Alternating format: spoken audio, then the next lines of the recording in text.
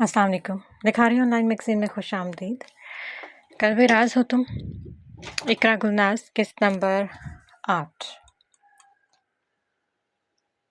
आखिर वो दिन आ ही गया जिसका सबको इंतज़ार था। वो दिन आया और फिर गुजर गया और अपने साथ कई नए रिकॉर्ड के झंडे गाड़ गया। कल तक जिसके बारे में बेशुमार जयमगोइयाँ और मुख्तलिफ प्लेटफॉर्म्स पर एक तूफान बरपा था। लोगों की मुख्तलिफ आरा थी कि वो फिल्म सुपरहिट होगी या फिर फ्लॉप। बहुत से लोगों की अनथक मेहनत और कोशिश के बावजूद कि वो मूवी बुरी तरह फ्लॉप होगा, मगर इसके बावजूद इस मूवी ने फिल्मी पर्दे पर एक हलचल मचा दी थी। बेहतरीन परफॉर्मेंस, लोकेशन और जानदार स्टोरी ने सबको अपने हिसार में जकड़ लिया और पूरी दुनिया में उसने कई बिलियन का बिजनेस किया और अभी भी मुसलसल 18वें रोज़ अपना तसलसल और रिकॉर्ड बरकरार रखे हुए थी। जितने बजट पर उन्होंने वो फिल्म बनाई थी उससे कई गुना ज़्यादा ना सिर्फ कमा चुकी थी, बल्कि इस फिल्म के कई डायलॉग और मीम्स हर आम और ख़ास के ज़बान पर थे। एरिस को अभी भी मुख्तलिफ शोज़ में मेहमान खसूसी के तौर पर बुलाया जा रहा था, लेकिन वो फिल्म की प्रमोशन के लिए ही चंद एक शोज़ में गया और इससे ही इनकी शो को ना सिर्फ अच्छी रेटिंग मिली थी, बल्कि मूवी की प्रमोशन और इसकी कमाई में मुसलसल इजाफा हो रहा था। ये चंद रोज़ बहुत ज़्यादा मसरूफ़ गुजरे थे। कुछ इसके अपने कंसर्ट थे जिसमें वो बहुत ज़्यादा मसरूफ़ रहा और इस दौरान हनी को बहुत ही कम टाइम दे पाया। हनी इससे खफा हो गया कि वो इसको बिल्कुल भी वक्त नहीं देता। रात सोने से पहले जब एरिस हनी के कमरे में आया तो उसे देखकर मुंह फुलाकर अपना रुख बदल लिया। अभी तक जाग रहे हो? वो चलता हुआ इसके करीब बेड पर बैठ गया और इसके बालों में नरमी से उंगलियां फेरते हुए उसके माथे पर बूसा लिया। मुझे आपसे बात नहीं करनी, नाराज लहजे में जताया। नाराज हो मुझसे? उसने नरमी से पूछा। सर इस बात में जोर जोर से हिलाते हुए अपनी खफकी कायम रखते हुए वो बता रहा था। नाराज होना बनता भी है। इन दिनों मैं बहुत ज़्यादा बिजी रहा और अपने प्रिंस को बिल्कुल भी टाइम नहीं दे सका, लेकिन अब मैं कुछ दिन तुम्हारे लिए बिल्कुल फ्री रहूंगा। हम बहुत मज़े करेंगे और घूमने फिरने जाएंगे। इसकी बात सुनकर उसने पूरी आंखें खोल दी और जोर से मुठियां भेजकर आहिस्ता आवाज में यस कहा, लेकिन अगले ही पल वो फिर से अफसुर्दा हो गया। आप हर बार ऐसा ही कहते हैं और फिर कोई ना कोई आपका काम निकल आता है, लेकिन इस बार पक्का है। हम दोनों खूब मस्ती करेंगे, घूमने फिरने जाएंगे ताकि मेरे नन्हे प्रिंस की सारी शिकायत दूर हो सके।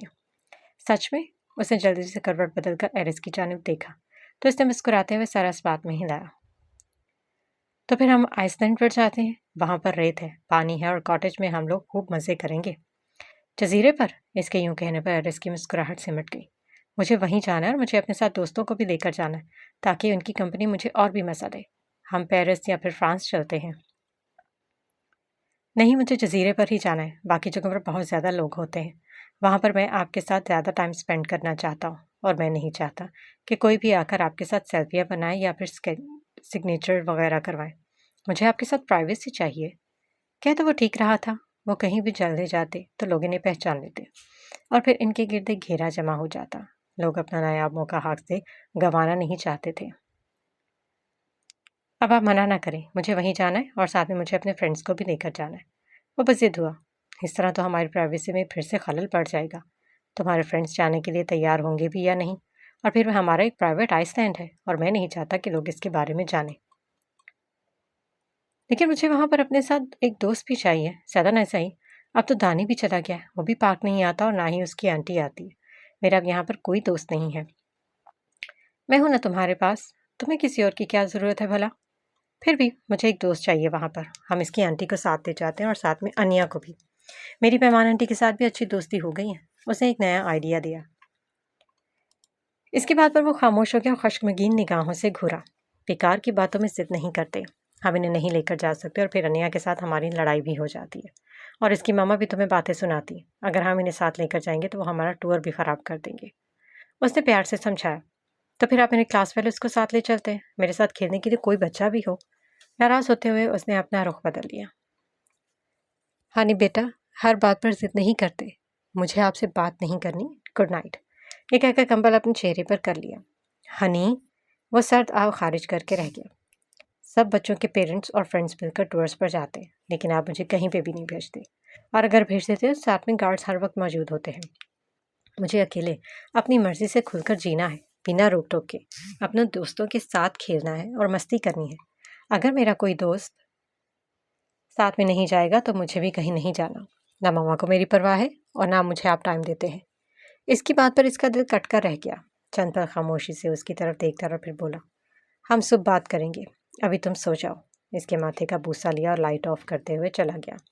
इसके जाने के बाद उसने कंबल हटाया और अफसरदगी से बंद कर दरवाजे को देखा।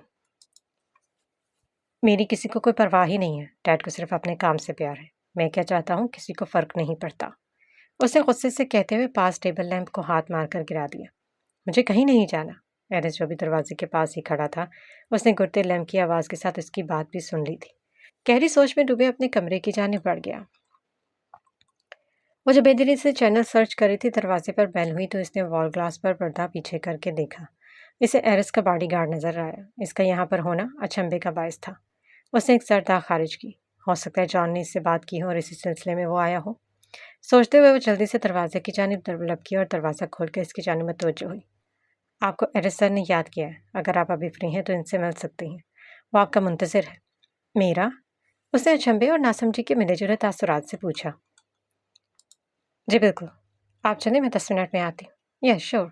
ये कहकर वो चला गया। इसके जाते ही उसने लंबा सांस लिया और खुद को पुरसकून रखने की कोशिश करने लगी। एरिस इनसे मिलना चाहता है, ये बात उसके लिए एक उम्मीद की किरण बन गई थी।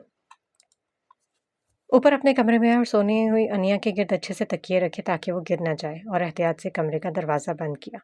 एक बार आईने में अपना जायजा लिया और हिजाब को थोड़ा सा सेट करने के बाद वो बाहर आ गई। घर का दरवाज़ा भी अच्छे से बंद करने के बाद उजलत में इसकी घर की जानिब बढ़ने लगी। घबराहट में फाइकस से बनाई गई खूबसूरत और सरसब्ज पेड़ के पत्ते तोड़ती जा रही थी। इन्हें मसल कर फेंक देती, बार बार अपने हाथों को एक दूसरे से मसल रही थी। उस दिन के बाद इससे दोबारा मिलने का मौका मिला था और इसकी मूवी के बारे में भी उसने सुना कि वो काफ़ी हिट रही है। मुझे इससे माफ़ी मांग लेनी चाहिए अपने इस रवैये के बारे में। वो क्या बात करेगा मुझसे? मैं क्या कहूँगी कि मुझे ज़रूरत है? क्यों? हो सकता है वो मुझे बातें भी सुनाए, लेकिन मैं सुन लूँगी। क्या चाहता है? अगर वो इतनी बड़ी अमाउंट मुझे दे रहा है और इसके बदले वो कोई काम भी लेना चाहेगा तो मैं कर दूँगी। मुझे ये मौका नहीं गंवाना। खुद से बातें करते हुए मुसलसल बड़बड़ा रही थी। घर में दाखिल होने के बाद एक नज़र डाइनिंग टेबल पर डाली। जेना हनी को नाश्ता करवा रही थी। उसने दूर से ही मुस्कुराकर हेलो कहा।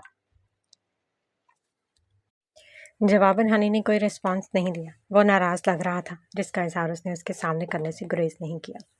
अलबत्ता जेना ने सर को हल्का सा खम करते जवाब दिया तो वो खसियानी से मुस्कुरा दी। दूसरी जानिब रुख मोड़े उसने आंखें निकाली। तौबा है, ये भी बाप से कौन सा कम है। वो ड्राइंग रूम में बैठ ही गई।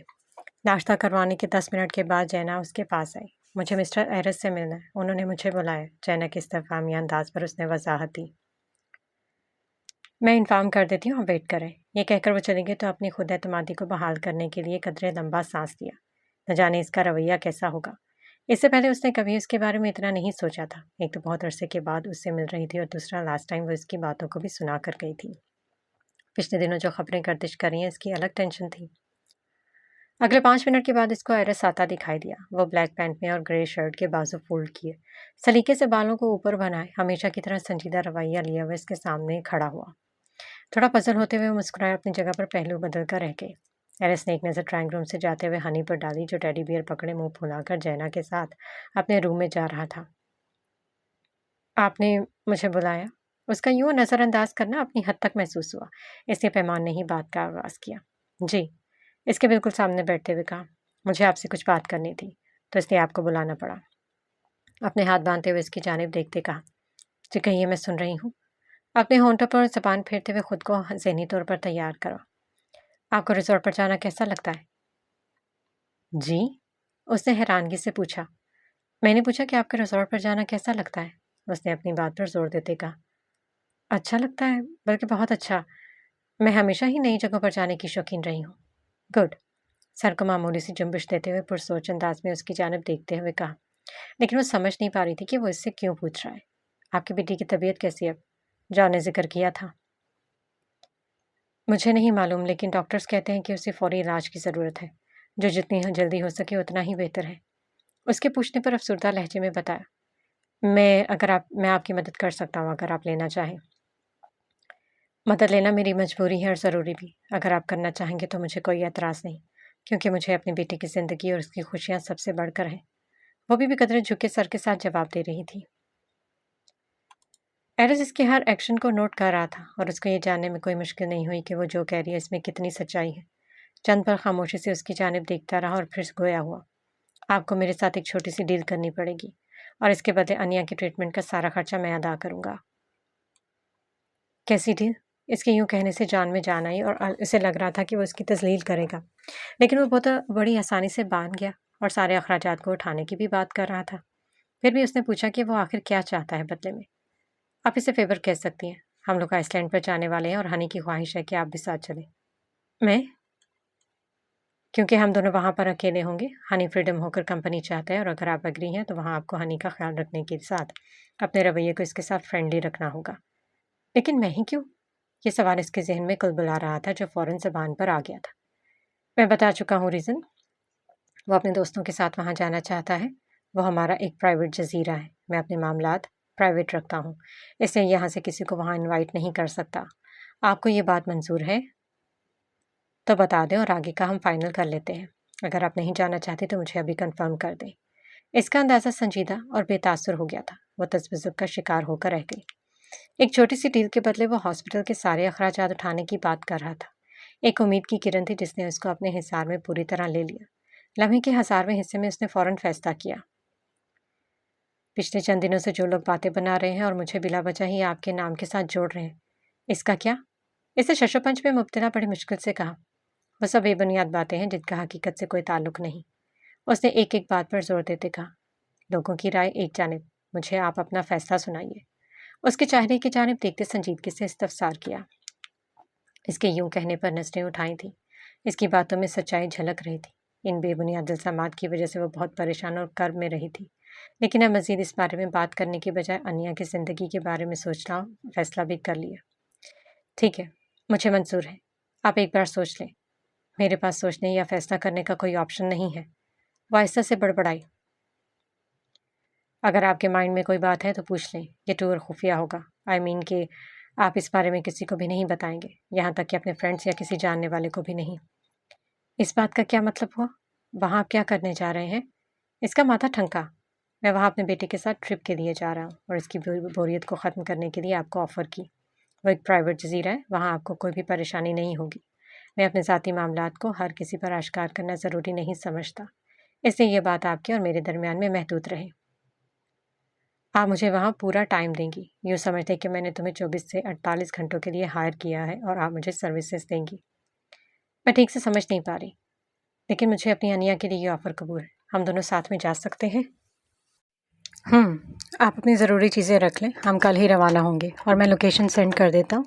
आपने इस बात को यकीनी बनाना है कि ट्रिप के बारे में किसी को भी कुछ मालूम ना हो, वरना इस सब के ज़िम्मेदार आप होंगी। मैं किसी को कुछ नहीं बताऊँगी, लेकिन आते ही इसका इलाज के लिए वो रकम आपको देनी होगी। Okay, done. थैंक्स, उसने तशक्कुर भरे अंदाज में कहा था। सीने का बोझ जैसे ही एकदम उतर गया था। मेरी अनिया बिल्कुल ठीक हो जाएगी और मुझे क्या चाहिए। वह सिर्फ मुस्बत पहलुओं पर गौर कर रही थी, इस बात से अनजान कि वो किस बात के लिए अग्री कर रही है। कल को बहुत भारी कीमत भी अदा करनी पड़ सकती है। लेकिन वो तो पैमान थी, सिर्फ आज का सोचकर थोड़े पर बहुत खुश होने वाली। लोगों की मनफी बातें और इसकी सोच तक पहुंचना उसे अभी तक नहीं आया था कि लोग कैसे इसको इस्तेमाल कर सकते हैं। वह सबको एक ही नज़र में मुस्बत सोचने की आदत थी और अभी भी इसी सोच को अपनाए हुए अपने साथ लिए फिर रही थी। इसको समझ में नहीं आ रहा था कि वो क्या रखे और क्या ना। एरिस ने उसे मुख्तसर बात की थी और इसने पूछने की सहमत नहीं की कि वो रिजॉर्ट किस किस्म का होगा, वहाँ पर क्या करना होगा। उसे सिर्फ इतना समझ आया कि कहीं जाना है, ये जगह किस तरह की है और वहाँ का मौसम कैसा होगा, ये सब तो जानती नहीं थी। पिछले दिनों जो वाक़यात हुए इसके बारे में बिना सोचे समझे हाँ कर दी। सबसे ज़्यादा जो चीज़ अहम थी वो अनिया की ज़िंदगी, इसकी खुशियाँ और इसकी सेहत थी। हनी का वो फीका सा रवैया भी याद आया, मगर वो इतना सोचती रहेगी तो फिर इसका इलाज कैसे करवाएगी, और इसको जल्द से जल्द अनिया को सेहतमंद और आम बच्चों की तरह हंसते खेलते हुए देखना था। इन सारे ख्यालात को एक तरफ रखा और सफरी बैग में नॉर्मल मौसम और ज़्यादा सर्दी के कपड़े भी रख लेगी। अनिया के लिए तो काफ़ी ज़्यादा चीज़ें रख ली थी। इसके कपड़े, मेडिसिन और चंद एक खिलौने ही से ही बैग भर गया था, तो कुछ अपनी चीज़ें इसको निकालनी पड़ी। अनिया को पहले ही बता दिया था कि वो घूमने जाएंगे। ये सुनकर वो बहुत बहुत खुश हुई थी। इसकी छोटी छोटी खुशियाँ सबसे ज़्यादा अहमियत रखती हैं। एरिस ने इसको लोकेशन भेज दी थी। वो घर में से साथ नहीं जा रहे थे। उसने मुकर्रर वक्त से पहले ही वहाँ पहुँचने का फैसला किया ताकि लेट होने पर बिलावजह की बातें न सुननी पड़े। जल्दी से अनिया को तैयार किया और मुतलका जगह पहुँच गई। वहाँ एक आदमी पहले से ही इनका मुंतजिर था। इसको आता देखकर इसको वेटिंग रूम में बिठा दिया। वहाँ एक लग्जरी हेलीकॉप्टर भी था जो इनके लिए ही मौजूद था। तकरीबन 15 मिनट के बाद एरिस की गाड़ी आती हुई दिखाई दी। ब्लैक कलर की शाइनी कुर्ती। इस गाड़ी में से एरिस के लिए फ्रंट डोर खोला गया। उसने अपना कदम बाहर रखा। वो ग्रे कलर के शर्ट जिस पर छोटे छोटे से फूल और मुख्तलिफ हल्के रंग इधर उधर बिखरे हुए थे, साथ में ग्रे ही पैंट पहन रखी थी। हनी की ड्रेसिंग भी उससे कुछ मुख्तलिफ नहीं थी। वो ऑरेंज कलर की शर्ट और साथ में वाइट लॉन्ग निकर पहने उसके हमरा गाड़ी से बाहर निकला। इनके लिबास से साफ जाहिर हो रहा था कि वो बीच पर जा रहे हैं। अनिया ने हनी को देखकर आवाज़ दी तो वो इनकी जानिब मतवज्जो हुआ। हनी ने देखकर खुश हो गया और भागकर वो अनिया के साथ हाथ मिलाने के लिए आया और पैमान से भी हाथ मिलाया तो इसका रवैया देखकर पैमान काफ़ी मुतमईन हुई। हनी का खुशगवार रवैया देखकर एरिस भी रिलैक्स हो गया। इनके करीब आते ही उसने महज सर को झुकाकर इन्हें वेलकम किया। इनके पास बड़े सफरी बैग पर नजर दौड़ाई जहाँ ज़रूरत से कुछ ज़्यादा सामान लग रहा था। एरिस के चेहरे के तासुरात देखकर वो खप से मुस्कुराई। हमें अब चलना चाहिए। उसने पायलट को इशारा किया तो वो इशारा मिलने पर हेलीकॉप्टर में सवार हो गया और इन्हें भी चलने का कहा। गार्ड ने इनका सामान उठाकर सेट कर दिया। हम इसमें जाएंगे? उसे चंद कदम के फासले पर चलते हुए पूछा। जाहिर सी बात है, अगर इसमें बैठ रहे हैं तो इसी में जाएंगे। मैं कभी हेलीकॉप्टर में नहीं बैठी। ऐसा ना हो कि मैं गिर जाऊं। हम किसी और तरीके से भी तो जा सकते हैं। उसने हिम्मत करके कहा। पैमान आंटी, कुछ नहीं होता है। मैंने ही डैड से जिद करके हेलीकॉप्टर के जरिए जाने का कहा। बहुत मज़ा आएगा। तुम्हारी जिद ने आज मेरी जान ले लेनी है। वो कतरे ऊंची आवाज़ में बड़बड़ाई। आपने कुछ कहा? एरिस सुनने के बावजूद अनजान बन गया। हनी ने कहा है तो अब जाना ही पड़ेगा। आयतुल कुर्सी पढ़ लेती हूँ। जितने भी दुआएं याद हैं सारी आज ही पढ़ लेनी है। क्या मालूम कल का सूरज देखना नसीब होगा भी या नहीं। इतना शानदार और महंगा हेलीकॉप्टर उसने पहली बार देखा था। आरामदायक सीटें जो आमने सामने और बैग में भी थीं।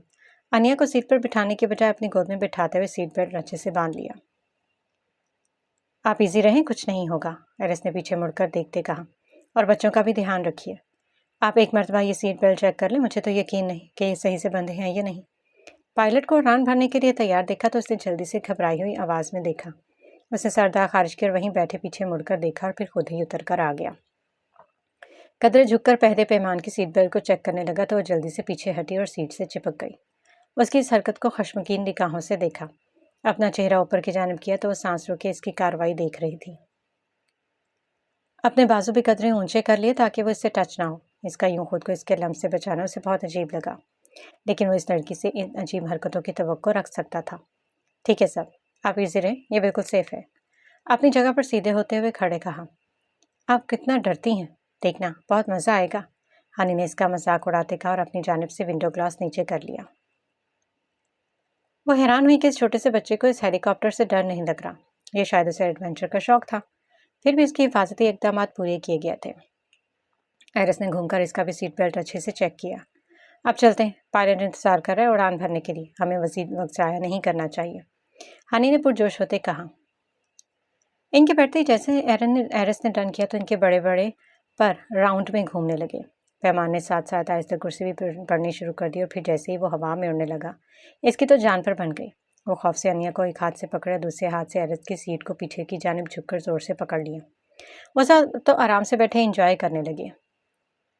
हवा के दौर से इनके बाल फड़फड़ाने लगे। पैमान का हिजाब हवा से खुलने को था। इसने तो नॉर्मल ही पिन अप किया था। हनी और अनिया की पुरजोश आवाज़ें फिजा में गूंजने लगी।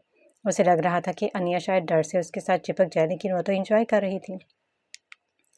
एक दो बार एरिस ने इन्हें खामोश बैठने के लिए कहा, लेकिन वो किसी तौर पर इनकी बात मानने के लिए तैयार नहीं थे। इसलिए उसने दोबारा रोकने की कोशिश नहीं की, क्योंकि ये टूर हनी के लिए था। अलबत्ता उसने चंद एक बार मुड़कर पैमान की जानिब पीछे मुड़कर देखा। यूँ लग रहा था जैसे कुछ ही देर में इसकी रूह हवा में ही परवास कर जाएगी। हेलीकॉप्टर के पिछले साइड के दरवाजे बंद कर दिए थे, लेकिन इनकी विंडो ग्लास से तेज़ हवा हर चीज़ को अपने ऊपर लपेट में ले रही थी। नीचे का नज़ारा साफ नज़र आ रहा था। अलबत्ता पायलट और एरिस को खुली फिजा खुशामदीद कह रही थी। सीट साइड से होता हुआ इसका हाथ एरिस के बाजू पर चला गया। उसने बहुत मजबूती से पकड़ा तो इसके नाखून इसकी कसरती बाजू में पेवस्त होने लगे। उसने दाएं जानब गर्दन को झुकाकर इसकी मखरूती उंगलियों को देखा। अभी कुछ देर पहले वो इसके लम्ब से दूर हटकर सीट के साथ ही जुड़ गई थी और अब ऊंचाई के डर और खौफ ऊद कर आया तो वो भूल गई कि उसने सीट की बजाय इसका बाजू पकड़ लिया है। उसने पीछे मुड़कर देखा था, जो सर को झुकाए मुंह में मुसलसल कुछ बड़बड़ा रही थी। कुछ भी कहने की बजाय वो सीधा होकर बैठ गया। काफ़ी देर हवा में उड़ने के बाद वो अपने मखसूस मकाम पर पहुंच गए। एरिस ने बाकायदा बताया कि अब वो लैंड करने वाले हैं। ये सुनकर पैमान की जान में जान आई। उसने आंखें खोलकर बाहर की जानिब देखा तो दूर तक समंदर फैला हुआ नजर आया। समंदर के बीचों बीच कहीं कहीं हरियाली नजर आ रही थी जो सतह समंदर से उभर कर बहुत खूबसूरत मंजर पेश कर रही थी। इस शफाफ और नीले पानी ने हर चीज को अपनी लपेट में दे रखा था, सवाए इन हरियाली के चंद टुकड़ों के। क्या अब हम भी किसी ऐसे ही किसी टुकड़े पर लैंड करेंगे? दिल में कोई खौफ दोबारा उठे, कहीं ऐसा ना हो जैसे कि बॉलीवुड मूवीज में दिखाया जाता है, कहीं भूत या कहीं वैम्पायर, कहीं सांपों का जजीरा। लेकिन अगर एरिस उन्हें यहाँ लेकर आया तो हर चीज़ का ध्यान रखकर ही प्लान किया होगा। इसने खुद को तसल्ली दी और थोड़ी देर के बाद वो हेलीकॉप्टर लैंड करने लगा। इसके लैंड करते इसके बड़े बड़े परों ने हवा के दौर से इर्द गिर्द की तमाम चीज़ों, दरख्तों के पत्ते, हत्ता के रेत को हवा में तेज़ी से उड़ाने लगे। एरिस ने उन्हें उतरने का कहा तो इनके बाल अभी भी तेज़ी से फड़फड़ा रहे थे। अपना सीट बेल्ट खोलने के बाद पैमान ने शुक्र अदा किया। जब वो नीचे उतरी तो इसका हिजाब खुल चुका था और बाल हिजाब से निकलकर उसके उड़ने लगे। एक हाथ से स्टॉलर को संभालती और दूसरे हाथ से अनिया को संभाले बड़ी मुश्किल से उस हेलीकॉप्टर से दूर चली आई। इसका हिजाब खुल चुका था तो उसने यूं ही दुपट्टे की सूरत में ही सेट कर लिया और लंबा सांस लिया। एरिस ने खुद ही सारा सामान नीचे रखा तो इसके बाद पायलट भी वापस चला गया। उसके जाते ही सारी चीज़ें अपनी असल हालत में वापस आ गई। वहाँ पहले से मौजूद एक मुलाजिम ब्लैक टूथपीस पहने भागता हुआ इनके करीब आया। एरिस के कहने पर उसने सामान उठाकर एक जानिब चल दिया। पैमान के हवास भी कुछ हद तक नॉर्मल हुए तो इसने इर्द गिर्द का मवाजना किया। वो जिस जगह खड़ी थी वो टाइलों से बना एक काफ़ी बड़ा एरिया था। इस एरिया से कुछ फासले पर नीचे को जाती हुई सीढ़ियाँ थी। सीढ़ियाँ खत्म होने के बाद वसी रुतबे पर रेत और दूर तक फैले दरख्त नजर आ रहे थे और साथ में वसी और इस पर फैला हुआ पानी। जबकि उसने पीछे बैक साइड पर देखा, यहाँ वो मुलाजिम बैग लेकर जा रहा था। वहाँ पर एक खूबसूरत कॉटेज की शेप का बना हुआ घर मौजूद था जो बड़ी शान शौकत से खड़ा इन्हें वेलकम कर रहा था। घर के बिल्कुल सामने लकड़ी से बने हुए खूबसूरत डिज़ाइन की कुर्सियाँ और साथ ही एक मेज़ नजर आया। वहाँ जाने के लिए एक रविश की शेप दी गई थी और इर्द गिर्द हरियाली थी जो कि लॉन के तौर पर इस्तेमाल किया गया। इस घर की तामीर मुरम्मत लकड़ी से की गई और उसकी दीवारें भी शीशा नस्ब था जिससे बाहर का व्यू बहुत अच्छा नजर आता होगा। इसने वहीं खड़े होकर अंदाज़ा लगाया। हम यहाँ पर रहेंगे? उसने खुशगवार अंदाज में इस्तफसार किया। अगर यहाँ पर लैंड किया तो यहीं रहेंगे? अपने बाजू को सहलाते हुए कहा। यह है आपका खूबसूरत प्राइवेट जजीरा? उसने दोबारा से इर्द गिर्द निगाहें दौड़ाते हुए पूछा। आपको कोई शक है? नहीं, उसने नफ़ी में सर हिलाता कहा। यह बहुत अच्छी जगह है, बहुत खूबसूरत, लेकिन इस वीराने में आपने ख्वामख्वाह में ही घर बनाने का इतना पैसा लगा दिया। यहाँ ना कोई इंसान नज़र आ रहा है और ना ही कोई चरिंद परिंद। फिर लैंड भी हेलीकॉप्टर के जरिए करना पड़ता है। यहाँ आने के लिए तो बहुत खर्चा हो जाता होगा। इसके वीराना कहने पर उसने इसे हंसने को दिल चाहा, लेकिन वो अपनी हंसी को कंट्रोल करते हुए इसकी अजीब बात पर संजीदा ही रहा। इस घर को और जगह को मेंटेन करने के लिए चीज़ों को लाना लेकर जाना कितना मुश्किल हुआ होगा और फिर इस पर खर्चा भी बहुत आया होगा, उसने अपनी समझदारी दिखाते पूछा। इसी दौरान अनिया और हनी भागते हुए घर के अंदर की तरफ चले गए और सर्वेंट भी इनके साथ ही था। इसके बाद पर इसने महसूस होते उसे देखा। वो अगर बता दें कि इसको ख़रीदने के लिए कितनी अमाउंट खर्च हुई है जिसे वो वीराना कह रही है तो इसके शायद होश गुम हो जाए, लेकिन उसकी होश गुम करने का इरादा नहीं रखता था। आपको पसंद नहीं आया? उसने दिलचस्पी से पूछा। बहुत प्यारा है, किसी ड्रीमलैंड की तरह। मुझे ऐसी जगह बहुत पसंद थी। ये सब एक ख्वाब ही लगता रहा कि मैं किसी ऐसी जगह पर जाऊंगी, लेकिन आपने तो इस जगह पर कब्जा किया हुआ है।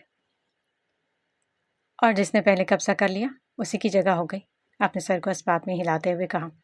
वो समझ रही थी कि जिस तरह पाकिस्तान में कब्जा कर लिया जाता है किसी खाली प्लाट पर, शायद इसी तरह इसने भी कर लिया।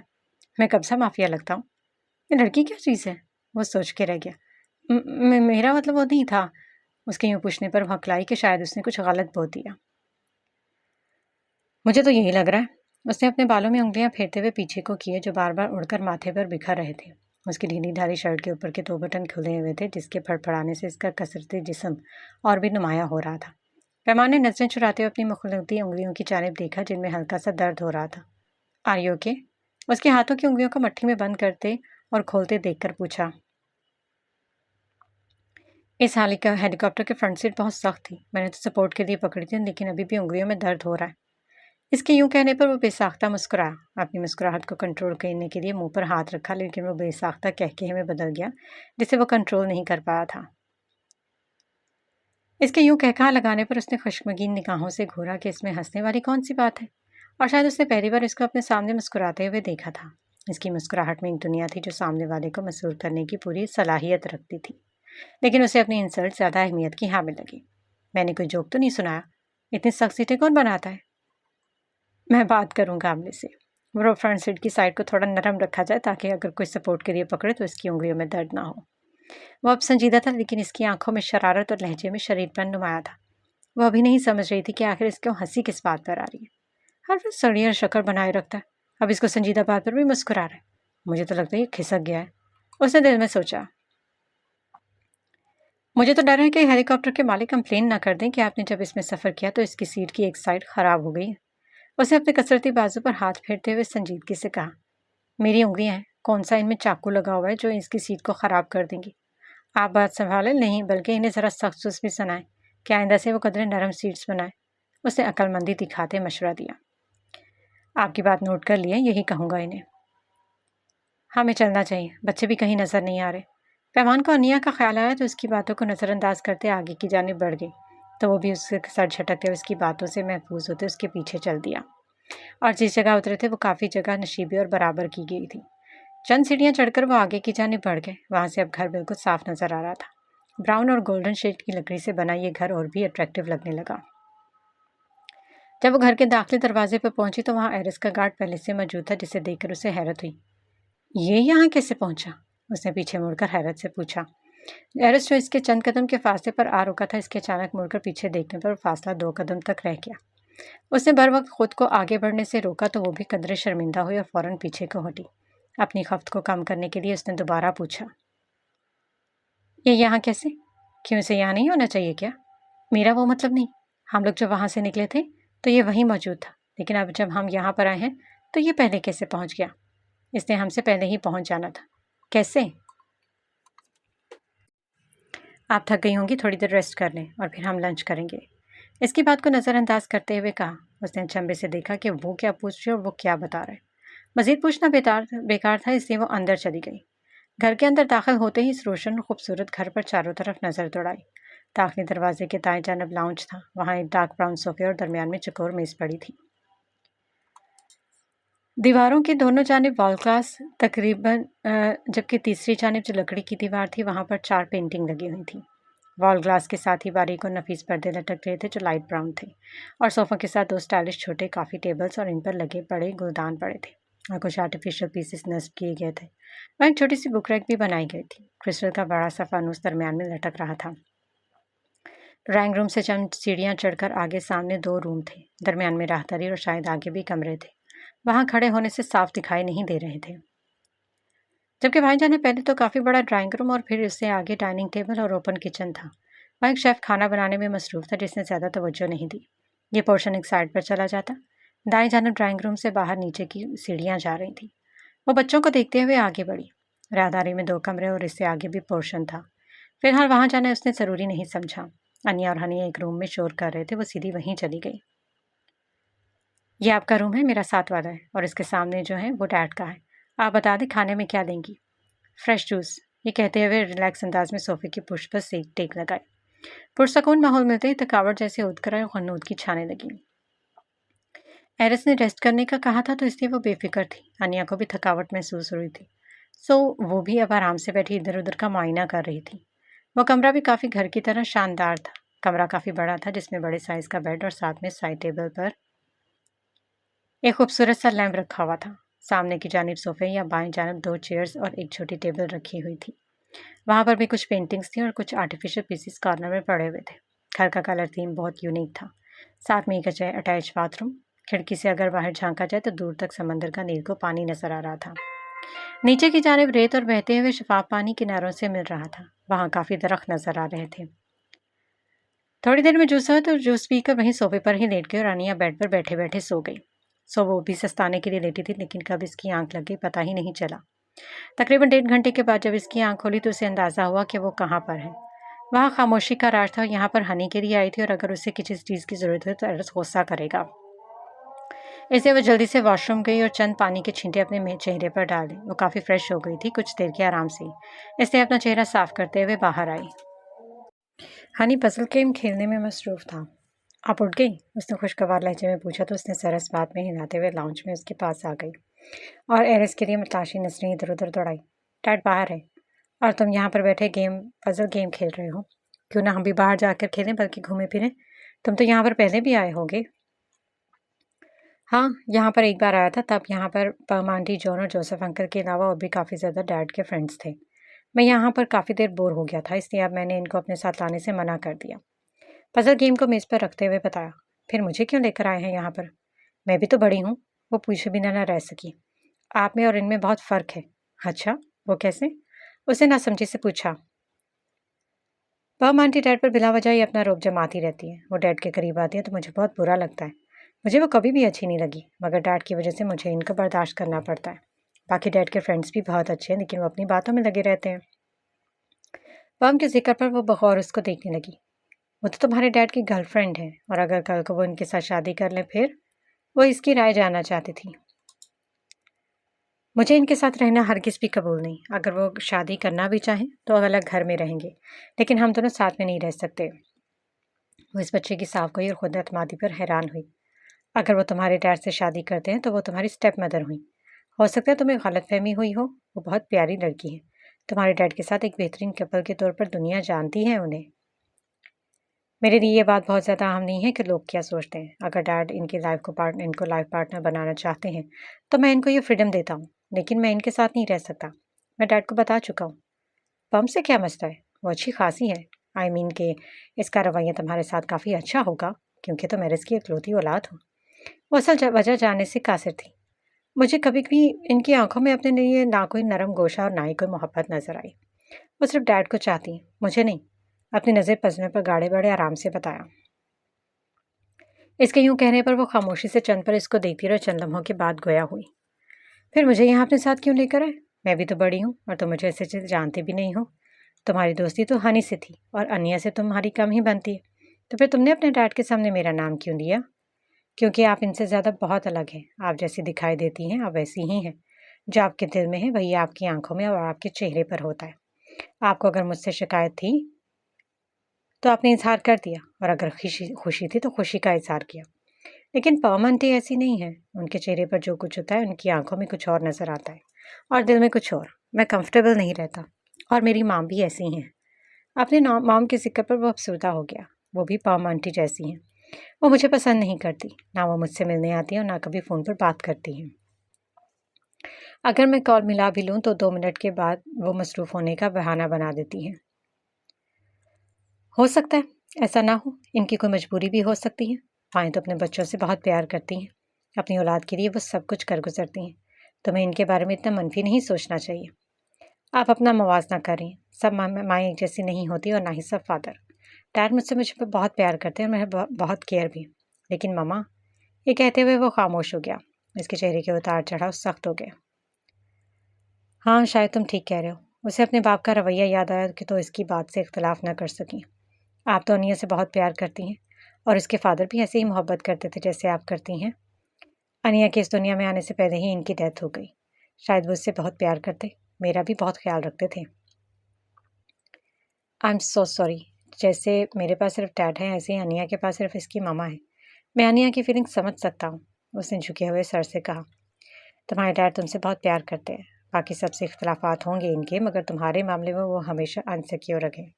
तुम्हारी खुशी के लिए वो हर काम कर सकते हैं जो वो करना ना भी चाहें। जैसे आपका यहाँ होना। इसके यूँ कहने पर उसने चौंक कर देखा। पता नहीं डैड को आपसे क्या मसला है, लेकिन मेरे लिए उन्होंने हामी भर ली। तुम अभी छोटे हो, इन बातों को नहीं समझते, क्योंकि हमारी लाइफस्टाइल, हमारी ज़िंदगी, हमारा मज़हब और कल्चर सब कुछ अलग है। तो ऐसे में इनका मुझसे इख्तलाफ रखना बनता है। जो भी है, लेकिन आप अच्छी हैं। थैंक्स छोटे अरस। अचानक उसके मुंह से निकला। उसने भी गुस्सा करने की बजाय हंस दिया। तुम्हारा डैड नज़र नहीं आ रहा है? किधर है वो? बाहर होंगे। आए, मैं आपको हमारा ही खूबसूरत जजीरा दिखाता हूँ। इस बहाने मैं भी सारा देख लूँगा। लेकिन अनिया, इसको फ़िक्र लाहौक हुई। डैड बता रहे थे कि यह जगह बिल्कुल महफूज है। हम थोड़ी देर में वापस आ जाएंगे, और तब तक यहाँ शेफ़ भी है और सर्वेंट भी है। वो इनका ख्याल रख लेंगी। फिर ना सिर्फ उसने कहा था, बल्कि सर्वेंट को इसका अच्छे से ख्याल रखने का कहकर बाहर आ गए। दाखिली दरवाजे के बाहर सीढ़ियों से उतरकर वो नीचे की तरफ आ गए। हवा तेज चल रही थी। धूप होने की वजह से हवा में खुनकी नहीं थी। उनके कपड़े हवा की वजह से फड़फड़ा रहे थे। इर्द गिर्द सब्जा बहुत ज़्यादा प्यारा लग रहा था। ऊंचे लंबे दरख्त और दूर तक फैली रेत और वहां बहता हुआ शफाफ पानी किनारों से टकराता तो और भी जाज़बे नजर लगता। कितना सुकून और खामोशी है यहाँ पर। पैमान ने पुरसकून गहरा सांस लेते हुए क्या ख्याल है, यहाँ फुटबॉल खेलें? बहुत मजा आएगा। मुझे ये गेम नहीं आती, तुम बोर हो जाओगे। हम यहाँ कौन सा सचमुच मैच होगा? आप प्रैक्टिस कर लें, फिर मैं भी मुझसे जीत नहीं सकती। आखिर में उसने फखर से गर्दन खड़ी करते झुकाया। ऐसी बात है? उसने कमर पर हाथ रखते हुए भुएं सुकेड़ का इस्तफसार किया। जी बिल्कुल, उसने भी उसी के अंदाज में कमर पर हाथ रखते चैलेंज किया। तो फिर ठीक है, हो जाए मुकाबला। देखते हैं अनाड़ी कौन और खिलाड़ी कौन। जीतना तो मैंने ही है। मैं बेशक नहीं हूँ इस गेम में, लेकिन तुम्हारा इतना ओवर कॉन्फिडेंट होना इतनी अच्छी बात नहीं। चलें, कुछ मार्जिन दे दूंगा। आप भी क्या याद करेंगी, लेकिन जितना मैं नहीं है। एरिस जो घर की पिछली साइड पर सर्वेंट के साथ वहाँ कुछ काम करवा रहा था, एक नज़र उसने ड्राइंग रूम और पैमान के कमरे पर नजर डाली। वो वहाँ नहीं थे, यानी वो बाहर घूमने निकले हुए। उसने सोचा और रूम से हैंड वॉच लेने आया तो उसकी नज़र वॉल क्लॉक से बाहर बीच के करीब इन दोनों पर पड़ी, जो आमने सामने किसी हरीफ की तरह खड़े थे। इसने चौंक कर मुतजस्सिस होते देखा। तो फिर आज बेवर्ली हिल्स और कराची की टीम के दरमियान मुकाबला हो जाए और देखते हैं कि इस खेल से अनजान लड़की जीतती है या खेल का माहिर ये छोटा लड़का। हैरान करते हुए खून गरमाया। ठीक है, हम एक ग्राउंड की शेप बना लेते हैं और कीपर तो हमारे पास है नहीं। सो अगर पहले इस ग्राउंड के बाहर बॉल गिराने में कामयाब हो गई तो मेरा 1 पॉइंट आपका, और अगर मैंने कर दिया फिर मैं 1 पॉइंट मेरा। Okay done. उसने भी अंगूठा दिखाते मोहर लगाई। सबसे पहले उन्होंने एक छड़ी उठाते हुए एक बड़ा सा लाइनों के जरिए ग्राउंड की शेप दी। मुलाजिम जो कॉफ़ी देकर गया था तो वो मग लिए वहीं खड़े दिलचस्पी से उन्हें देखता रहा। वो दोनों पूरी दिलजमी से अपने काम में मगन हो गए। कुछ देर की मेहनत के बाद वो एक फर्जी ग्राउंड बनाने में कामयाब हो गए। पैमान हर लाइन हनी से पूछ कर लगा रही थी, क्योंकि उसने कभी फुटबॉल मैच देखने की जहमत नहीं की और ना ही उसमें इसमें कोई दिलचस्पी थी। अभी हनी को कंपनी देने और दूसरा चैलेंज कबूल करते हुए इसने खेलने का फैसला किया। चलें, ग्राउंड तो तैयार हो गया और अभी गेम शुरू करते हैं। पैमान ने हाथ झाड़ते हुए कहा। ग्राउंड तो हमने तैयार कर लिया, लेकिन फुटबॉल तो अंदर है। मैं अभी लेकर आता हूँ। उसने तासुब से कहते ऊपर की जानिब देखा तो उसे गार्ड नजर आ गया। उसी को आवाज़ देकर इशारे से बुलाया और फुटबॉल लाने के लिए कहा। वैसे मैं इस रेत पर अच्छे से खेल भी सकेंगे? कोशिश तो कर सकते हैं। मेरा शायद ये पहला तजर्बा यूँ खेलने का। उसने धूप से बचने के लिए आंखें भेजते हुए उसकी जानिब देखते बताया। पैमान ने एक नज़र इर्द गिर्द देखा और यकीन दहानी की कि कोई मर्द हजरत मौजूद तो नहीं। तसल्ली करने के बाद अपना स्टॉलर खोलकर कंधे पर लटका लिया। अपने बालों को कैचर से आज़ाद किया और लंबी सांस ली। इसके रेशमी बाल हवा की दोश में लहराने लगे। वाह, आपके बाल कितने लंबे हैं और प्यारे भी। उसने हैरान होते हुए खुशगवारियत से कहा। वहाँ दूर से खड़े दूसरी मर्तबा इसके स्याह रेशमी जुल्फों को देखा था। वो बेख्तियार उसे पैमान का पानी में गिरना और फिर पानी में डूबते हुए हाथ पैरों का मारना, फिर जान की मदद का आना सहन के पर्दे पर उभरा। इसके यूं कहने पर उसने इर्द गिर्द देखा कि कोई सर्वेंट वगैरह तो नहीं, और अपने बाल को दोबारा से जूड़े की शक्ल में कैद करने लगी। रहने देना, इतने अच्छे लग रहे हैं, आप इन्हें खुला छोड़ दें। कोई आ जाएगा और मैं अपने बालों को हमेशा छुपा के रखती हूँ। तो क्या हुआ, ये भला कोई छुपाने वाली चीज़ है? उसने इस्तजाबिया अंदाज में पूछा। अगर इतने प्यारे और लंबे बाल हैं तो फिर इन्हें दिखाया करें। अच्छे लग रहे हैं। मुझे आदत नहीं है, और वैसे भी हमारे मज़हब में यूं नामहरम के सामने खुद की नुमाइश करने से मना किया गया है। मैं बहुत ज़्यादा दीन को फॉलो नहीं करती, लेकिन जितना हो सके कोशिश करती हूँ कि इस पर अमल करूँ। बालों को जूड़े की शक्ल में कैद करने के बाद वो अपना हिजाब दोबारा से सर के गिर्द लपेटने लगी। इसका रुख अब हैरिस की तरफ हो गया था। Stupid girl. नजरें इस पर मरकूज की वो ज़ेरेला बढ़वाया, लेकिन लहजा किसी भी किस्म की तस्दीक से आ रही था। ये अपने नाम की शायद एक ही है।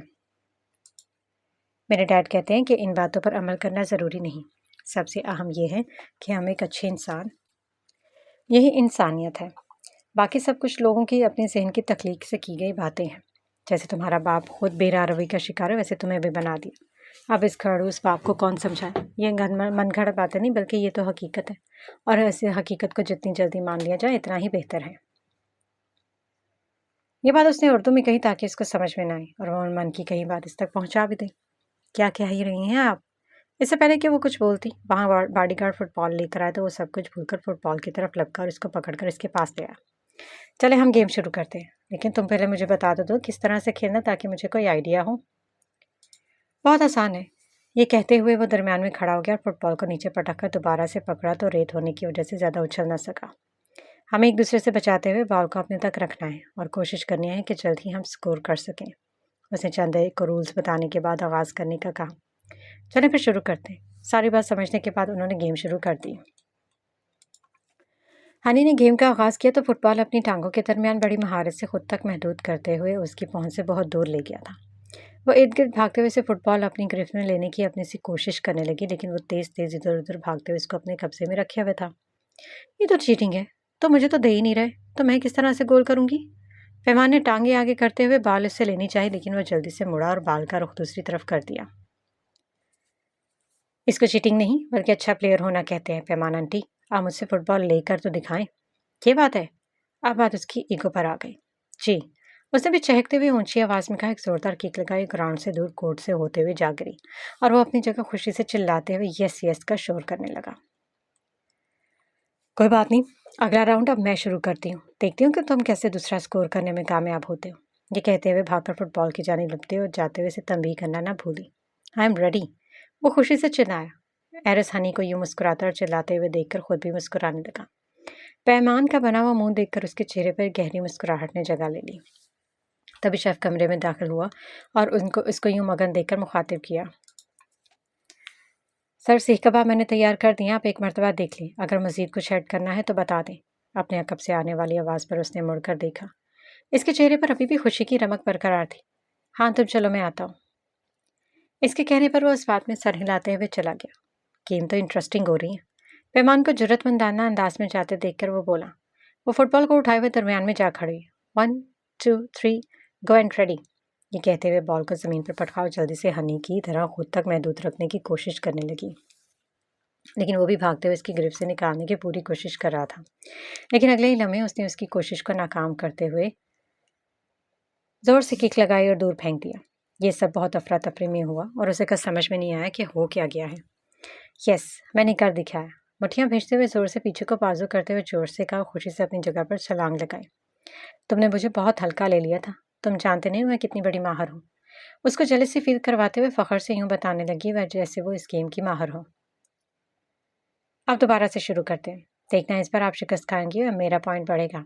ये कहते हुए वो तेजी से दूर पड़े फुटबॉल की तरफ दौड़ा। अरे वाह, ये मैं ही हूँ। पैमान तुमने कर दिखाया, ज़बरदस्त। वो अपनी कारकर्दगी पर फखर से मुस्कुराते हुए किसी फाते की तरह खुद को दाद देने लगी। अगला राउंड शुरू हुआ तो इस बार हनी ने फुटबॉल को अपनी तरफ ही महदूद रखने की कोशिश की, लेकिन पैमान भी अब की बार रुकावट बनने लगी। पहले की तरह दोबारा गोल करना मुश्किल हो गया। वो इधर उधर भागने लगे और एक दूसरे से छीनने की कोशिश में पूरी तरह मगन हो गए, लेकिन हनी ने कमाल जुर्रत का मुजाहरा करते हुए अगला पॉइंट भी हासिल करने में कामयाब किया और वो सबसे ज़्यादा खुशी से फिक्रे कसने लगा। पैमान का दोबारा से मुंह बन गया, लेकिन वो फिर भी अपने एक गोल पर खुश थी। एरिस ने शेफ की बात को फरामोश कर दिया, दोबारा से खेल शुरू होने का इंतजार करने लगा। उसे अनिया के रोने की आवाज़ आई तो कमरे से बाहर आया।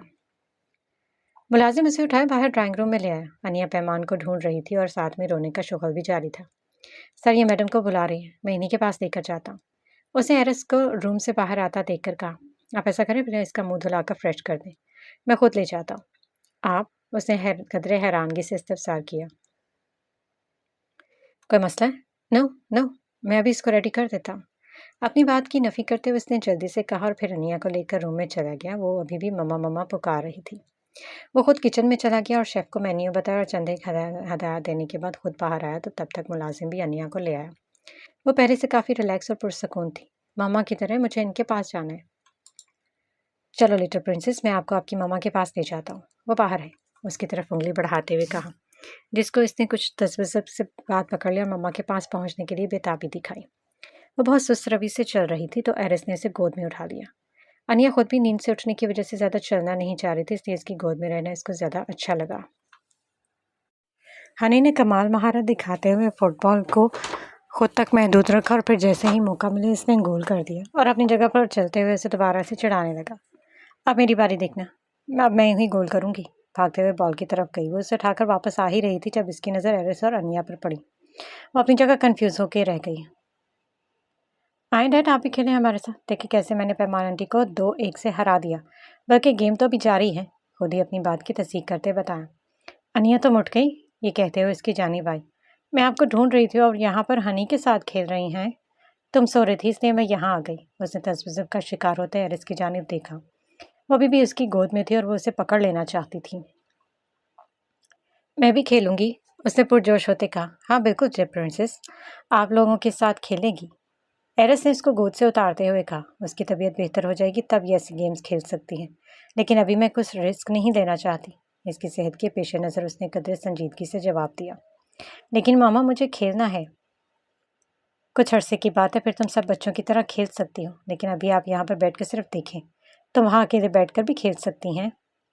डैड, आप भी आ जाएं, बहुत मज़ा आ रहा है, देखना मैं विनर ही बनूंगा। मुझे पता है कि मेरा बेटा ही जीतेगा, क्योंकि ये एक अच्छा प्लेयर है। मुझे खुशी महसूस होगी अगर वो मुझे अपने साथ खिलाएगा। इसके यूं कहने पर पैमान ने एरस की जानिब देखा। वो इनकी तरफ मुतवज्जो था। आप दोनों खेलें, मैं अनिया के साथ बैठूंगी अब। इसकी मौजूदगी की वजह से उसने बहाना बनाया। अनिया को वहाँ बिठा दे, हम तीनों खेलते हैं। बल्कि खेलते हुए जिसने भी गोल किया तो इसका स्कोर माना जाएगा, क्योंकि यहाँ पर हम सिर्फ 3 खेलने वाले हैं और हम टीम भी नहीं बना सकते। सॉरी हनी, मुझसे नहीं खेला जाएगा। अपने खुश्क होते होंठों पर जबान फेरते हुए माजरत की। मेरी वजह से अनकंफर्टेबल है। इसके यूँ कहने पर उसने जल्दी से नफ़ी में सर हिलाया। नहीं नहीं तो चलो फिर गेम शुरू करते हैं। हम यहाँ किस लिए आए हैं वो आपको अच्छे से पता है, और हनी कंपनी देना भी। इसके बाद पर उसने ताज्जुब से देखा, इर्द गिर्द देखते हुए लंबी सांस खारिज की। सॉरी, मैं चंद पल के लिए भूल गई कि आपने मुझे हायर किया है और मुझे अपनी मर्जी चलाने की इजाज़त नहीं। जब ये, लेकिन आपको इसकी खुशी में खुश रहना होगा। अपने बालों में हाथ फेरते हुए उसने आहिस्ता से बताना ज़रूरी समझा। अब आप आ भी जाएं, बातें बाद में कर लें। मामा मुझे भी खेलना है। अनिया ने दोबारा इसरार किया। पहले तुम सीखो कि किस तरह से खेलते हैं, फिर तुम भी खेलना। अभी तुम छोटी हो, जब बड़ी हो जाओगी तो तुम भी हमारे साथ जैसे चाहे खेलना। उसने एक लंबा सांस लेने के बाद खुद को कंपोज करते कहा। मामा ठीक कह रही हैं, अभी तुम छोटी हो, जब बड़े हो जाओगे तो सब मिलकर खेलेंगे। अल्लाह ना करे कि आप सब में आप भी आए। उसने दिल में बेसारी से सोचा और अनिया का हाथ पकड़कर एक साइड पर ले गई। जिद नहीं करते, अगर तुम गिर गई तो चोट लग जाएगी। हम दोनों बाद में खेलेंगे, लेकिन अभी नहीं। मामा का कहना नहीं मानोगी क्या? अच्छे बच्चे तो मामा का कहना मानते। और फिर तुम्हें तो पता है हनी कितनी ज़ोर से किक मारता है। अगर उसने तुम्हें ज़ख्मी कर दिया तो फिर हमारा यहाँ पर सारा प्लान ख़राब हो जाएगा और हम इंजॉय कैसे करेंगे? उसने मासूम सी शक्ल बनाते हुए अनिया को नरमी से समझाया। पक्का हम बाद में खेलेंगे? हनी की किक को याद करते हुए उसने हामी भरी। हाँ हाँ, क्यों नहीं, लेकिन हम हनी को नहीं खिलाएंगे, क्योंकि वो तुम्हें गिरा देता है। बस थोड़ा सा वेट करें और देखो कि कौन अच्छा खेलता है। देखना, तुम्हारी मामा ही जीतेगी, आखिर में इसको जोश दिलाते कहा। तो वो भी खुश हो गई। उन्होंने गेम दोबारा से शुरू की तो एरिस और हनी दोनों किसी अच्छे प्लेयर्स की तरह बाल के इर्द गिर्द भागने लगे। हनी की पूरी कोशिश थी कि वो एरिस की पहुंच से दूर महज अपने तक महदूद रखे, लेकिन एरिस ने भी फुटबॉल लेकर उसे अपनी गिरफ्त में ले लिया। पैमाने झिझकते हुए वहीं खड़े होकर दोनों बाप बेटा को खेलते हुए देखने लगी। डैड, आप मुझसे नहीं जीत सकते, ये गोल मैं ही करूंगा। हनी ने आगे बढ़ते हुए फुटबॉल लेते बताना ज़रूरी समझा। मुझे मालूम है तुम बहुत अच्छी खिलाड़ी हो, लेकिन मैं भी तुम्हारा डैड हूँ।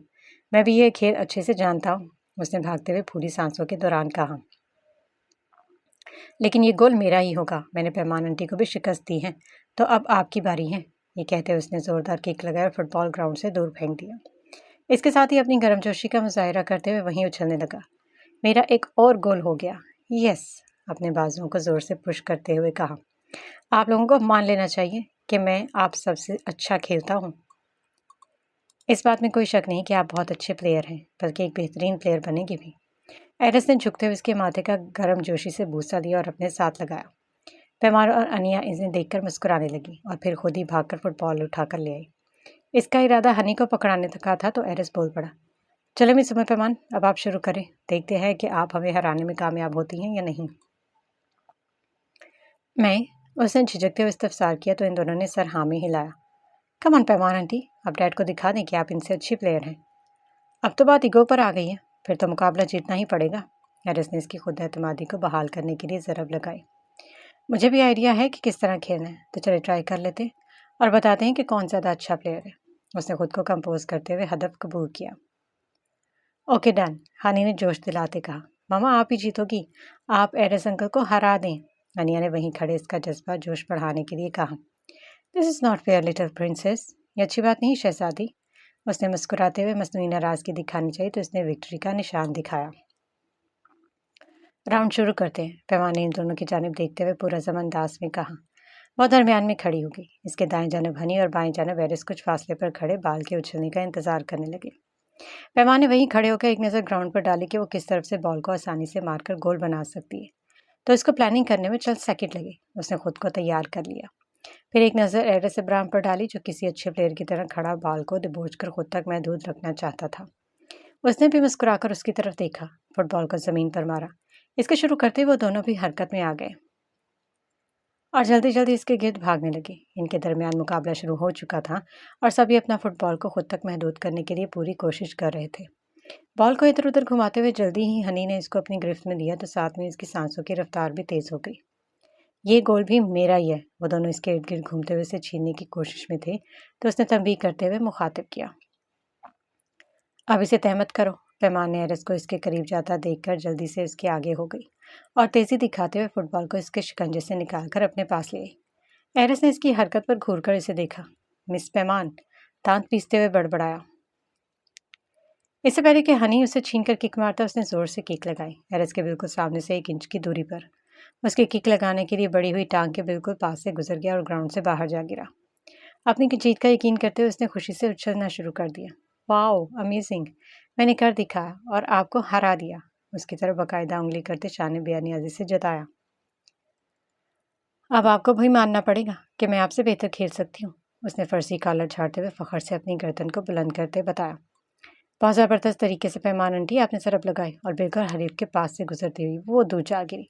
अमेजिंग! हनी ने भी तारीफ करने में कंजूसी नहीं दिखाई। फिर मानते हो ना अपनी पैमान आंटी को? उसने एरिस को आंखें दिखाते कहा, जो अभी भी दूर पड़े फुटबॉल को भवें सुकेड़ कर देख रहा था। अनिया भी भागते हुए ग्राउंड में आ गई। मुझे पता था मेरी मामा ही जीतेंगी। उसने पैमान से लिपटते हुए खुशी से चिल्लाते कहा। ये छोटे मोटे गोल्स करना तो मेरे दाएं हाथ का काम है, और अगर बात इज्जत पर आ जाए तो मेरे लिए करना बहुत ही आसान है। इसको चिढ़ाने के लिए वो खुशी में कुछ भी बोली जा रही थी। इसकी इस बात पर एरिस ने अपनी मुस्कुराहट को दबाते हुए उसकी तरफ देखा। आपको तो फुटबॉल वुमेन प्लेयर होना चाहिए, तो यकीनन बहुत से गोल्ड मेडल आपके ही नाम होते। इसकी बात पर इसने गहरी सोच में डूबते कहा। हाँ, ऐसा हो भी सकता है, और मुझे में अच्छी प्लेयर बनने की सलाहियत मौजूद है, और मुझे इल्म ही नहीं। उसने ताज्जुब से कहा। वो इसको हराकर हवाओं में उड़ने लगी। बहुत से काम, बहुत सी सलाहियतें हमारे अंदर मौजूद होती हैं, मगर हमें अंदाज़ा नहीं हो पाता। लेकिन वक्त आने पर हम इन सलाहियतों को समझने में कामयाब हो जाते हैं, और शायद आपका भी ये वक्त है। उसने भी उसकी हौसला अफजाई करते कहा। अल्लाह पाक ने मुझ में इतनी बड़ी सलाहियत रख दी है, मुझे खबर ही नहीं। वह ताज्जुब से गोया हुई। लगता है पैमान आंटी ने अपने स्कूल को कुछ ज़्यादा ही सीरियस ले लिया, लेकिन मेरी डैड भी अच्छा प्लेयर है।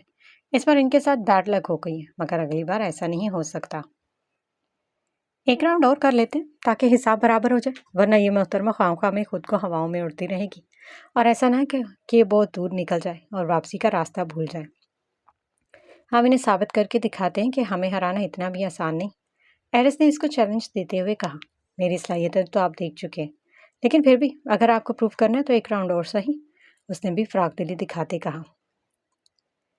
गेम एक बार फिर शुरू हुई और इस बार एरिस ने आगाज़ किया। स्टार्टिंग होने के बाद 5 मिनट गुजर गए।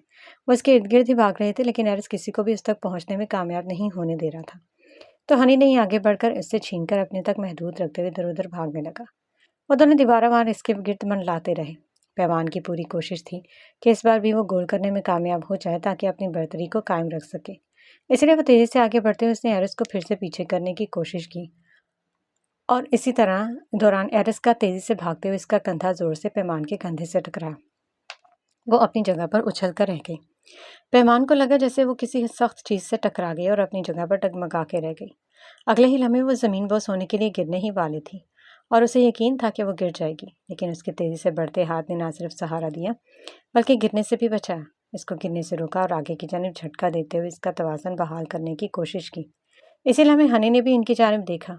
यही वो वक्त था कि एरिस ने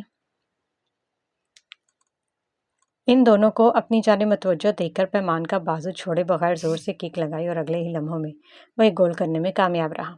इसकी इस फुर्तीली कारकर्दगी को इन दोनों ने हैरान होती निगाहों से देखा। एरिस के चेहरे पर खूबसूरत मुस्कुराहट फैल चुकी थी, और आंखों में भी कामयाबी की चमक साफ दिखाई दे रही थी। तेज़ हवा की वजह से बिखरे बाल इसकी चार्मिंग पर्सनालिटी को और भी जाज़बी नज़र बना रहे थे। पैमान ने घूरते हुए अपना बाजू इससे छुड़वाया वहाँ उठने वाले हल्के से दर्द को दबाने के लिए हाथ रखा। वो अभी भी मुस्कुरा रहा था। सुपर, हनी ने अपनी हैरत छुपाए बगैर खुशगवारियत से कहा। आपने साबित किया कि आप मेरे डैड हैं। हनी मुस्कुराते हुए एरिस के साथ जा लगा। इस तरह के छोटे मोटे गोल करना मेरे दाएं हाथ का काम है, और अब हमारी गेम 1-1 से बराबर हो चुकी है। सब हम दोनों में से किसी को भी बरतरीन हासिल नहीं, सवाए हनी के, जो पहले ही काफ़ी अच्छी गोल्स कर चुका है। तो विनर हनी हुआ। मुझे सबसे ज़्यादा खुशी इस बात की है कि हनी हम सबसे अच्छा खेला। इस बात में शक की गुंजाइश बिल्कुल नहीं, उसने सुपरमैन की तरह खड़े होते फखरिया अंदाज में कहा। पैमान पहले तो चंद पर खड़ी घूरती रही, लेकिन फिर हनी की खुशी के लिए वो भी मुस्कुरा दी। लेकिन एरिस को वो कमाल महारत को दिल से मानना फिलहाल उसके लिए कासिर रही। आप भी अच्छा खेलती हैं, और आप लोग अपनी खेलकूद जारी रखें। मुझे काम है और कुछ देर में हम लोग लंच करेंगे, सो एंजॉय योर मैच। ये कहते हुए वो यहाँ से जाने लगा। आप भी और खेले ना हमारे साथ। हनी ने उसको जाता देखकर लाड से कहा। आप खेलें, मुझे आप लोगों के लिए कुछ खास प्लान करना है। यकीनन आप सबको पसंद आएगा। उसने पैमान की जानिब देखते हुए कहा तो वो अचंभे से देखने लगी। वह इसको दूर जाता हुआ देखती रही और सोच में पड़ गई कि आखिर वो क्या कह रहे हैं। बहुत ज़्यादा देर इस बारे में सोच न सकी। हनी ने दोबारा से गेम शुरू करने के लिए कहा तो इस पर अनिया भी यहाँ वहाँ भागने लगी। वो इसकी जानिब मुतवज्जो हो गई। एरिस के जाने के बाद इन्हें कुछ खास मज़ा नहीं आया तो वो वहीं बैठ गए। अनिया बार बार पानी की लहरों की तरफ जा रही थी। इसकी खुशी के लिए भी, और पैमान खुद भी पानी में चलना चाहती थी, सो उसने अपने जूते उतारे और इसके किनारे चलने लगी। ठंडी ठंडी रेत और पाँव से टकराता पानी बहुत अच्छा लग रहा था। मामा, कितना मज़ा आ रहा है, अनिया ने खुशी से चिल्लाती कहा। तुम ज़्यादा मत भीगो वरना बीमार पड़ जाओगी। हनी, तुम भी ज़्यादा दूर न जाओ, यहीं पर रहो। उसने हनी को पानी के अंदर जाता देखकर जल्दी से कहा। आप बेफिक्र रहें, मैं किनारे पर ही रहूँगा। वो वैसे भी मुझे स्विमिंग आती है। फिर भी इधर ही रहो, आगे गहरा समंदर शुरू हो जाएगा, हम किनारे पर ही रहेंगे। तुम्हारे डैड ने तो मुझे छोड़ना नहीं अगर तुम्हें कुछ हो गया। वो कहे बगैर न रह सकी। आप छोटी मोटी बातों पर इतनी ज़्यादा टेंशन न लिया करें, जस्ट चिल करें। उन्होंने अपनी पैंट्स को घुटनों से ऊपर कर लिया। वहाँ पर चलना और पानी की लहरों से टकराना वाकई बहुत अच्छा लग रहा था। इन्हें रोकते हुए और यहाँ वहाँ भागते हुए काफ़ी टाइम गुजर गया। वो सब मुस्कुरा रहे थे, खुश हो रहे थे और दूसरे को तंग करने लगे। थोड़ी देर में सर्वेंट वहाँ वही खाने के लिए कहा। इन्हें भी अब काफ़ी भूख महसूस हो रही थी, सो वो भी चल दिए। इनके कपड़े गीले हो चुके थे। सबसे पहले उन्होंने कपड़े चेंज किया, फिर फ्रेश होकर डाइनिंग टेबल पर आ गए। मुख्तलिफ खुशबुओं ने इनका इस्तकबाल किया। कई खानों की खुशबू इर्द गिर्द फैली हुई थी। डाइनिंग टेबल घर के बैक साइड पर दूसरी जानिब बाहर की तरफ लकड़ी के बरामदे में सेट किया गया था। वहां से तकरीबन सारा जजीरा नजर आ रहा था, दूर तक बहते हुए पानी और पुरसकून नीलगो समंदर और खुले नीले आसमान पर अटकेलियां करते सफ़ेद रुई की मानंद बिखरे उड़ते हुए बादल एक पुरकशिश मंजर पेश कर रहा था।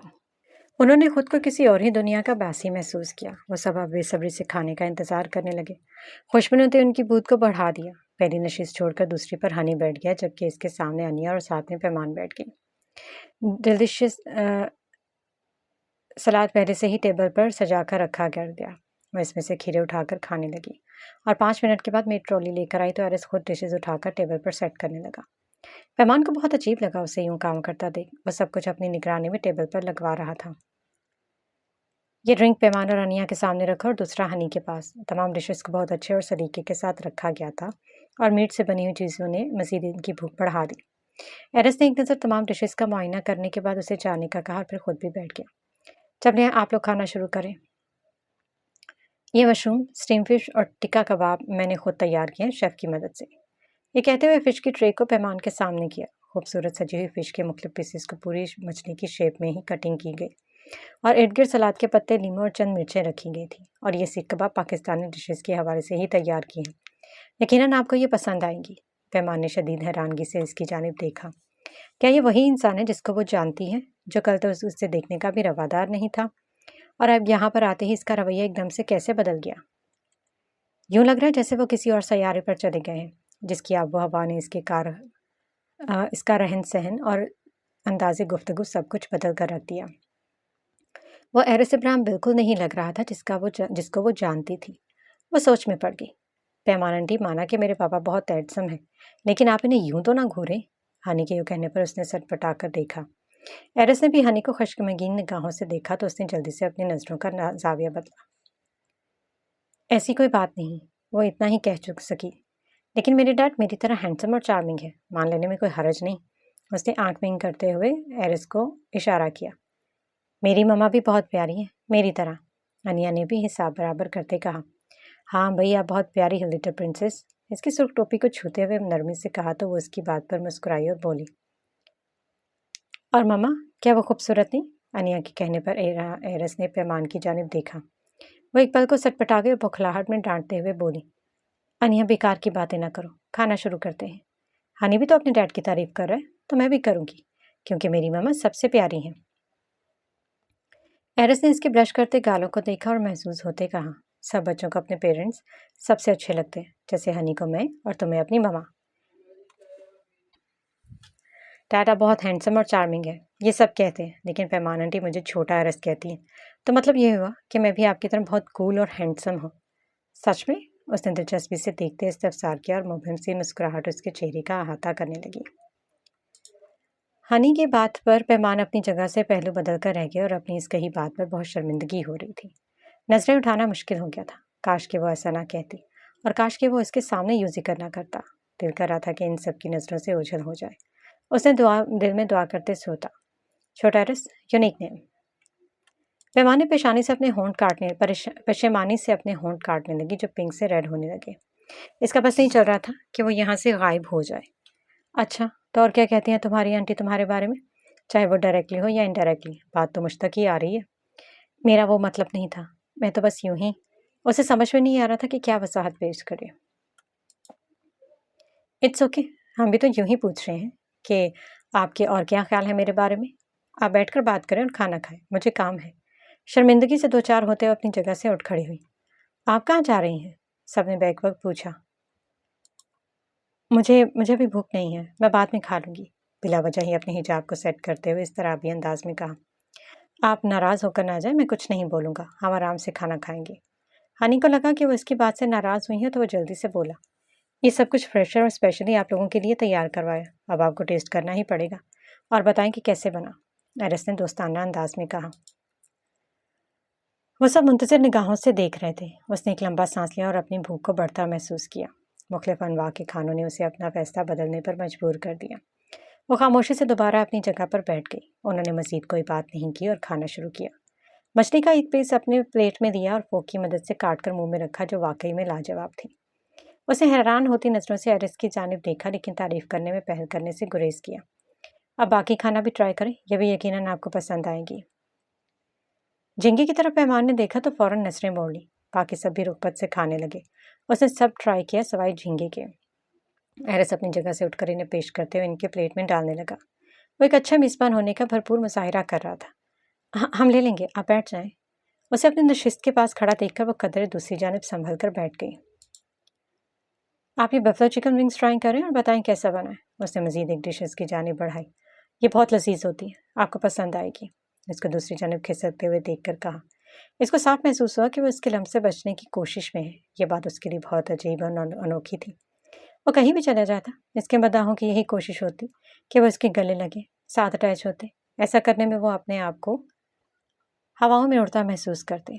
और ये एक ये लड़की थी जो इसके साथ होने के बावजूद खुद को इससे बचा रही थी। मैं ले लेती हूँ, आप बैठ जाएं। पहले ही आपने बहुत तकल्लुफ़ कर लिया है।